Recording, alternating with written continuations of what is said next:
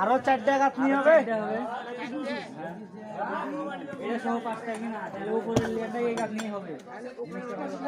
double দিয়ে দিবে অত কি আছে বাসা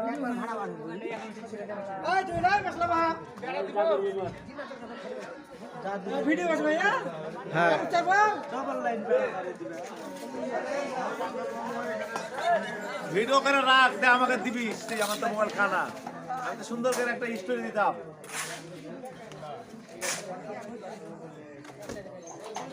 এখান থেকে দিদা এইটুকু ছবি দিতে